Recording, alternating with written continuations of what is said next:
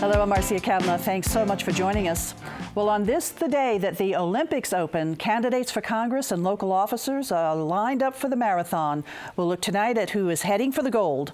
We'll also examine a University of New Orleans poll that measured who's up and who's down in public esteem.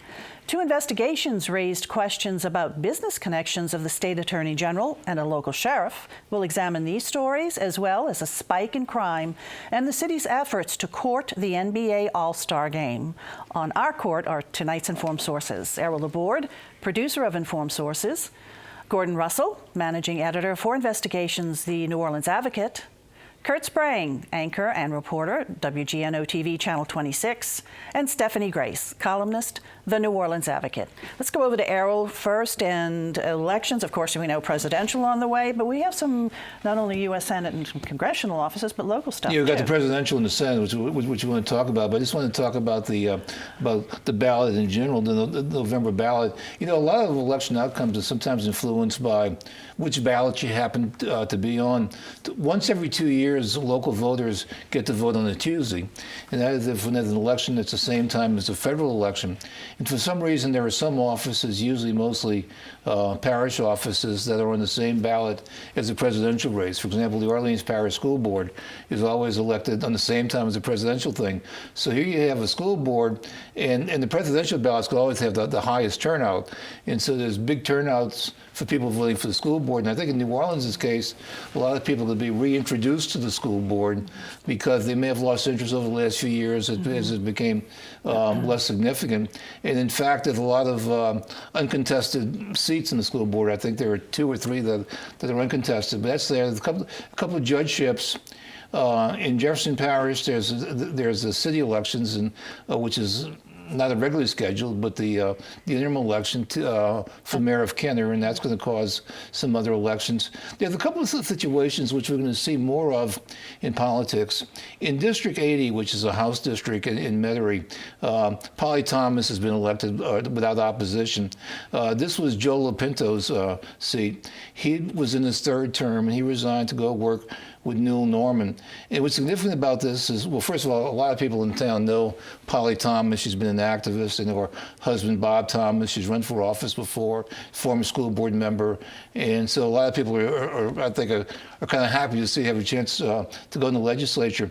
But I think what you're going to see more of is with more and more term limitations, when you see a person in that 3rd term, they're going to be looking for something else to do, and they're going to drop out, and you're going to see more and more people being elected in special elections, and especially in legislative seats. I mean, you got Lapinto, who's a young guy, and he was already in his 3rd term in office, and he's got to be thinking about the future. So I think that's more and more of a phenomenon. So when you look at the second one in Jefferson Parish just this summer, that Brian Adams on the West Bank also retired, and also his replacement was elected in a without having to run a campaign, without a challenge. So yeah. Well, one other curiosity, and I don't know if this surprised you when you saw, when I looked at Steve Scalise's race.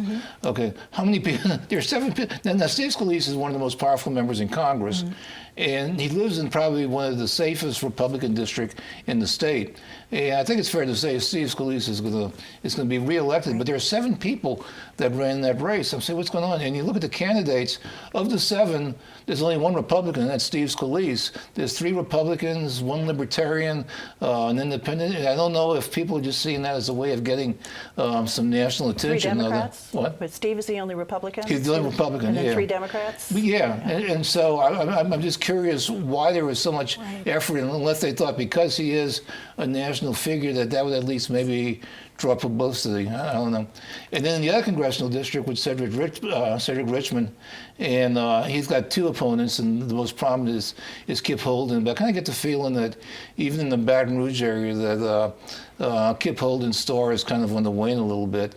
So Cedric Richmond should have a good shot. But Stephanie, I know you're watching the Senate races. Right. Well, talk about crowded fields, 24 candidates for Senate. And this has always been a weird one. It's, the Senate's going to be up for grabs, basically. There's a lot of attention on some of these Senate races in swing states, there's been very little attention on this one, I think partly because the assumption is a Republican will replace David Vitter. It's a Republican state. There are legitimate Republican candidates. But then all of a sudden, David Duke shows up, and it becomes a very different race, strangely enough. Not that he has a chance to win. It's very hard to argue that, but he's almost become a little bit of a focal point in something that's been otherwise very kind of, there hasn't really been a center. You have all these candidates, and some are, one Democrat's going after another, one Republican's going after another. If you know, John Kennedy probably has the lead in terms of recognition and, the polls for now. But if you knock people off of him, does he go to you, or does he go to somebody else? Mm-hmm. And meanwhile, David Duke comes in here, and there's a lot of national publicity, as there always is when he shows up. He is absolutely trying to ride the Trump coattails. So national people are doing stories about Duke and Trump. There was a big one on MSNBC this week, a big one on NPR this morning. And one of the interesting things is some of these other candidates are, everyone's trying to get some attention, and one of the things they're doing is trying to get in on the David Duke story.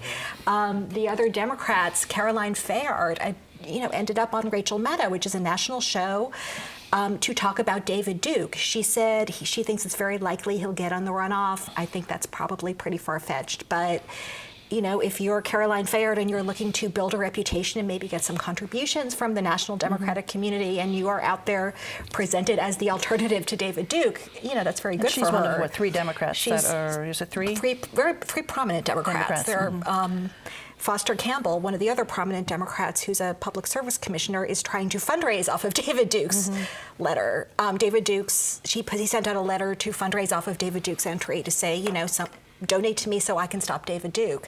The Republicans are interesting because, they're basically supporting Donald Trump. They've been very quiet during this period of real controversy with Trump, but they've been very quick to condemn David Duke and kind of use that to say, look, I'm not a racist. I don't support this kind of language. I don't support this attitude.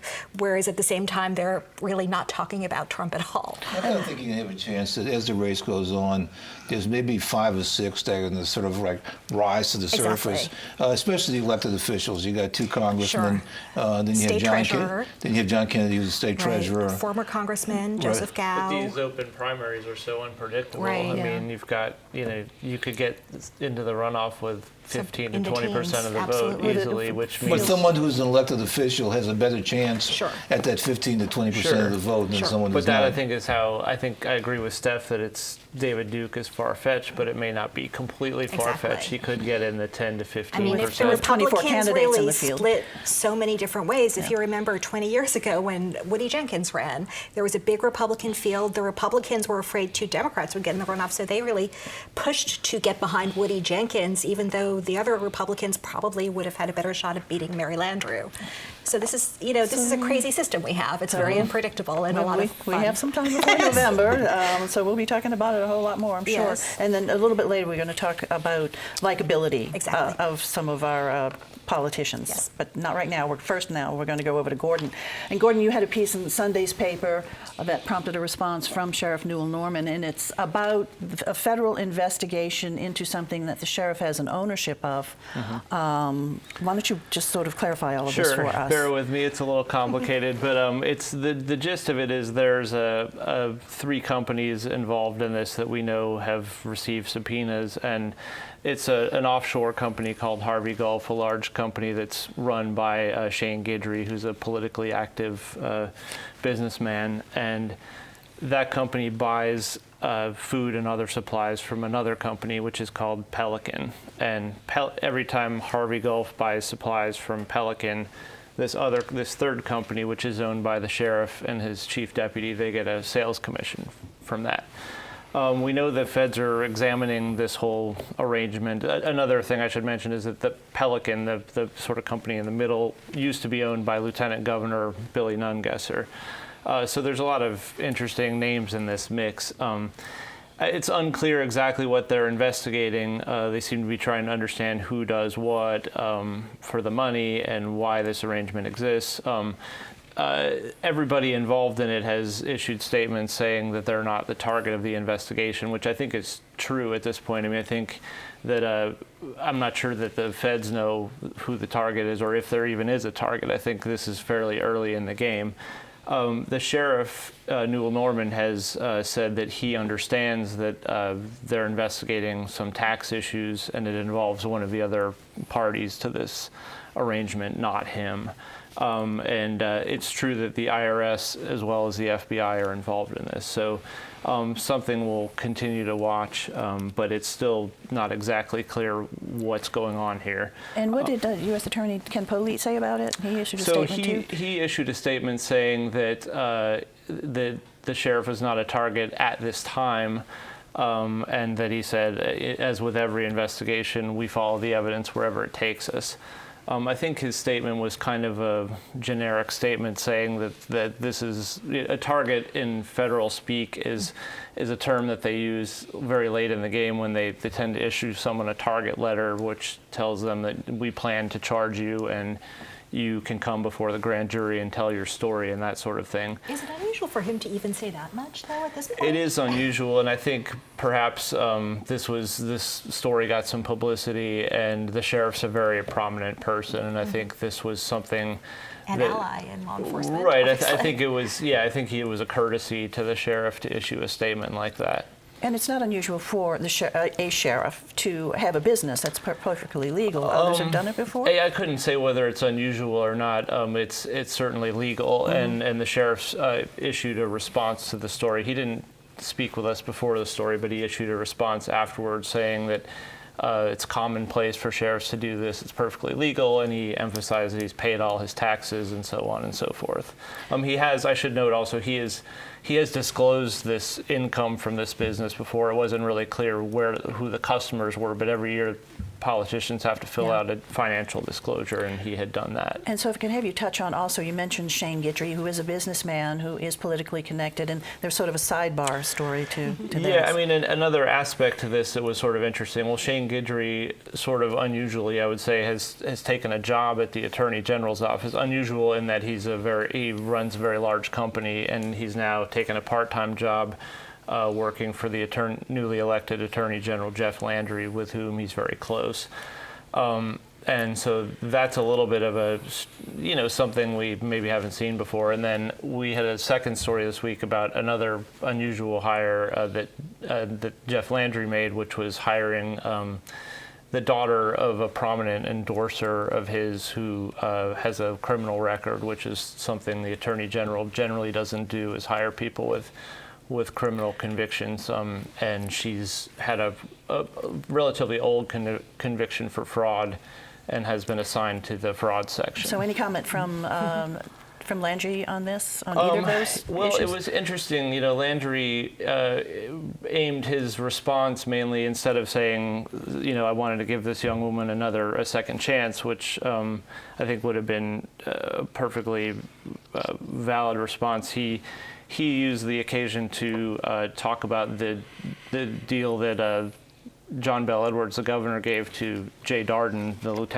the former lieutenant governor, who's now commissioner of administration, and compared this to that and said Jay Darden endorsed John Bell Edwards, and then he got this plum job with the Edwards administration, and what I've done here is nothing like that. We should mention that the part-time job for Guidry is like $12,000 a year. Yes. Which is donated This isn't to big Children's bucks. Hospital. It's not big bucks at all. Yeah. It's mostly what I guess I thought was unusual about it is for someone in that position to actually take a job as opposed to be sort of an advisor or something. Yeah, for greater efficiency in the office, so he says. Okay, thank you very much, Gordon. We're going to move on over to Kurt right now. And we've seen a crime, as NOPD put it, spike over the past several days in New Orleans. Well, the last time that I was here, I think we were talking restaurant robberies, as I recall.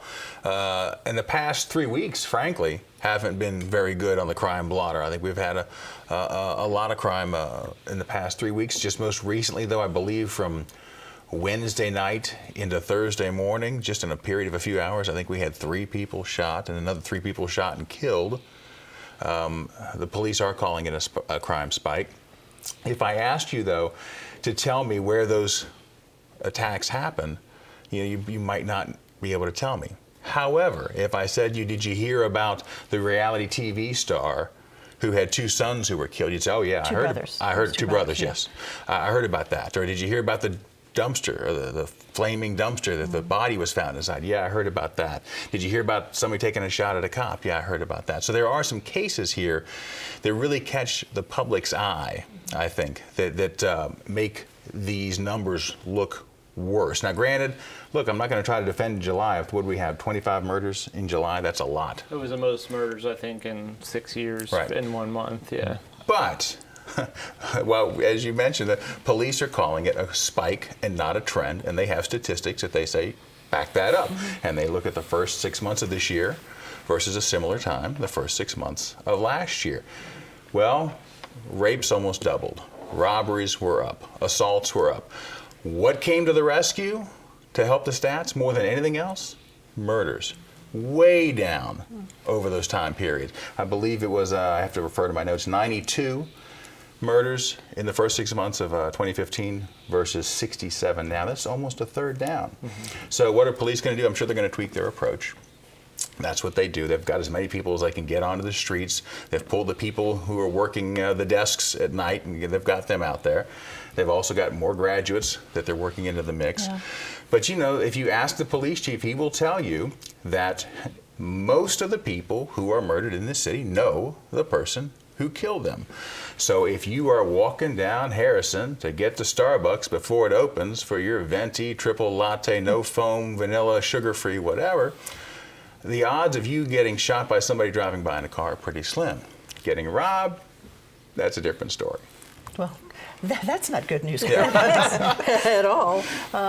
Like you say, though, you know, they look at it as, you know, what's happened in the past, let's say, 2 weeks or so as a spike, but murder rate is trending down, continues to trend down. Well, I mean, it's going like this, and then kind of did one of these. We've got a little bit of a ski jump thing going on right now, but we'll have to just wait and see if it is, in fact, continues on its up and down decline. It seems like in the last year there's been some good success with putting away people who are part of gangs.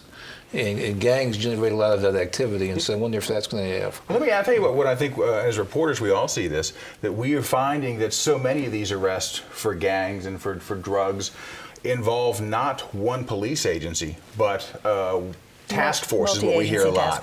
They all get involved, and I think that's only going to help. Hopefully so. I know they're out there just trying to keep the crime rate down. We wish them all the luck with it. Okay, thanks a lot, Kurt. Going to go over to Stephanie now. And I mentioned about a poll and how some people are looked upon. Yes, this is a University of New Orleans automated poll that was conducted the end of July, the 27th and 28th. And it really focused on 2 people, David Duke and John Bel Edwards. So first, David Duke.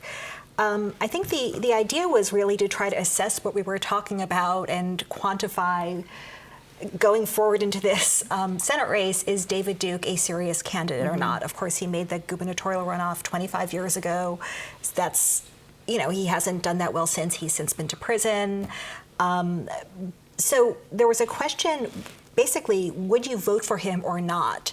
It's not a typical horse race. It wasn't, would you vote for John Kennedy, Caroline Fayard, Foster Campbell, David Duke, a list of names. It was Duke, yes or no.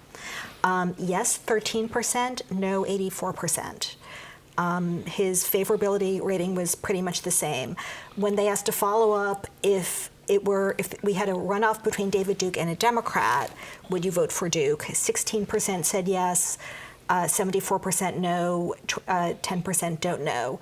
And that number is a little interesting because Foster Campbell, I mentioned that fundraising email before, he has kind of put that together and come up with 25% that Duke could get and said, look, he could easily get into a runoff with 25%. And Ed Chervenak, the pollster, cried foul and said that's not a correct interpretation of these numbers. So is it create a situation where it's the Democrats' best strategy to try to get David Duke into a runoff? It is really interesting. Absolutely. I mean, that's the way Foster Campbell could win, I assume. I assume it is, or Caroline Fayard. And again, look back to, you know, that Rachel Maddow piece I talked about. Her point was there is one time when the Republicans have turned on one of their own and gone with the Democrat. One election she could find, and it was the Duke Edwards race. The vote for the crook, it's important. Vote for the crook, it's important. And then John Bell And Edwards. then John Bell Edwards, favorability, good numbers for him, I think, given everything that's happened so far in his watch. 49% approve, 36% disapprove. Pretty divided by party. But as I said, this is the end of July, so it's coming off a month in which he's been incredibly visible. I mean, of course, he was visible during all of those legislative sessions and the budget fight, but then, the guy was going to get a break, and then this, the Alton Sterling happened, and then the police officer shot, and he has really gotten very high marks from a wide variety of sources. It's really interesting. He's someone who is a Democrat, has close ties to African American community, also has very close ties to law enforcement. And really, people on both sides are saying he has been, sensitive, really struck the right tone, helped convene people, calm them down.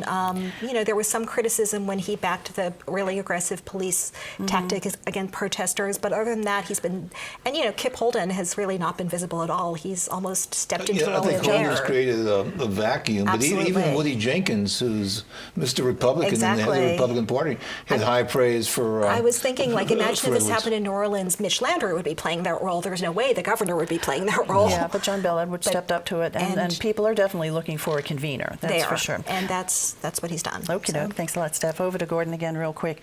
We've heard about tax credits. You've done a lot of reporting about tax credits. Quickly, what's happening with solar tax credits? What's happening with film? Okay, well, two different storylines, but they sort of come together in a way. The issue with the solar tax credits is the program was canceled. Largely as a money-saving measure. It was on a runaway growth track, and this is an oil and gas state, and I'm not really sure how the solar credit program got approved in the first place, honestly, but it did, and it was very popular, and it was ended. The problem with solar is that a lot of people got their solar panels under the correct impression that the state was going to kick in for this, and the state kind of pulled out the rug on them at the last minute by capping the program. And so some people right now are kind of left hanging, and they're counting on getting these credits back, and they may not get them. It may be that they'll get them in a year, but many people had to take out like a bridge loan in order to do it, and they're middle class people, even working class people, and it's a lot of money to come up with. But it's over. The solar program's over, but the question is everyone going to get made whole that was promised to get made whole? And I think the state's going to have to come up with the money. It's really not that much money in the big scheme of things. So that's solar. Now to film. So there was a big slowdown in film activity last year, largely because the industry believes because of these new rules that the state put in. The biggest of which was a cap on the buybacks, which are when the film productions get the credits, they can sell them back to the state. Well, the state suspended that. You can sell them for 85 cents on the dollar. The state suspended that last year. That's thought to have slowed down film activity a lot. The suspension is over, and the day it opened, everybody was there trying to get their reimbursements. If you don't do the buybacks, you have to sell them to a tax credit broker, and I guess this wasn't as popular last year. So we actually didn't even use our whole allotment of $180 million last year, but they've already blown through the entire $180 million for the current fiscal year, which just started.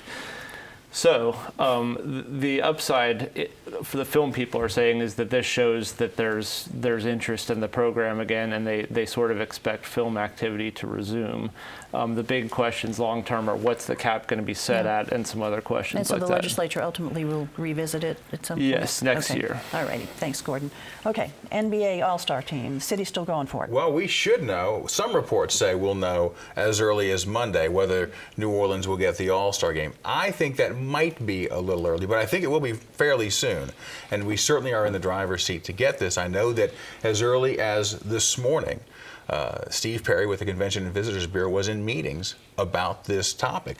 And in the past, the NBA has, and rightfully so, taken the attitude, come cities, give us your proposals for this game, we shall judge them kind of thing. Well, they've moved the game out of North Carolina. Whatever city gets it is not going to have years to prepare. And so now you get the sense, reading between the lines, that the NBA is kind of like, dude, can somebody help us out here? We need to find somebody who's got a playbook who can make this happen and go off without a hitch. And that's what New Orleans has. But It's going to be the first big weekend of Carnival. February the 19th, I believe, is the date. There is a possibility that somebody else already had the New Orleans or the Smoothie King Center set for their event that time. That reminds me of the car dealers back after in 2002 for the first Super Bowl. We had to get them to move their event. And we also have to prove, with the Carnival going on, that we've got the hotel space. And we've got to do it pretty darn quickly. I think what's also interesting about this is Dennis Lauscha, Tom Benson's right-hand man, has made it clear that while we all are talking about how this could be $100 million for the city, I think that's the general consensus on what an all-star game is worth economically to a city. He feels like it is important for us to host, this would be our third in 10 years, for us to do this, to make basketball, NBA basketball, more accepted in this city. Because frankly, the Pelicans have had a hard time getting butts in seats, and that's what they've got to do. And so we're talking about the NBA game for 2017, right? 2017. This is going to be February 19th. So it is a quick turnaround. That first weekend of Mardi Gras, though, it's not that big of a weekend. It's not a tourist weekend. It's more of a locals weekend. And this happened before. There's been events that for some reason they've had to advance that first weekend. It can be done without any big economic loss. They did it for the Super Bowl, didn't they? Yeah. And there was one other thing that happened. Yeah. So it could happen. Now, the second weekend, that's the big, right. That's the big tourist weekend. Split Mardi Gras one time. Right. But the first weekend, it shouldn't be that big of an issue. Well, we're up against, I think, Chicago and New York are two of the other cities, and these are big cities that can also, muster a lot of resources. Yeah, they know how to put on big events, just like we know how to put on big events. We sort of had the plan in place. But I really think the thinking is that we have the best playbook. And maybe smaller might be bigger. So maybe better. Monday? Maybe we'll know. I think it might be early. Okay, all But we'll right. see. Thanks a lot, Kurt. Time to look ahead. Errol. Well, actually, I was talking to one restaurateur who's experienced both the Super Bowl and the NBA All-Star Game, and he says the NBA All-Star Game is better because the Super Bowl has too many events that are planned, and so they take all the people away. And a lot of Super Bowl people come in the day of the game. If you remember when the Saints were in the Super Bowl, a lot of people from New Orleans flew in and flew out, and so it's more of an economic benefit than people would think. So I've used my time, but anyway. You have. Okay. Gordon. Going back to the elections, I was just going to say that it looks like there was a lot of interest in the Orleans Parish School Board election this fall because a lot of the schools are going back to local control, and it looks like it was surprisingly there wasn't that many people to qualify, and at least one has been disqualified, and it looks like this sort of quote-unquote reform slate is going to sort of remain in control over there. Okay. Kurt. Pokemon Go is the rage. Somebody put a statue in the Lower Garden District. People love it. It's attracting crowds every day. It's made of thin fiberglass. It's not going to be around a lot longer. If you want to get your picture made with it, get there. Not with storms like yesterday, that's for sure. It is. Steph. Oh, yeah. We're not going to get big events with political candidates. Louisiana's not really in play, but Tim Kaine is coming to town next week to raise money. So if you want to see him, you're going to have to write a check. Money's always welcome. Yes. Okay, thanks a lot. Thanks, guys, for being here. Thank you all for joining us, and we're going to see you again next week for Informed Sources. Have a good evening.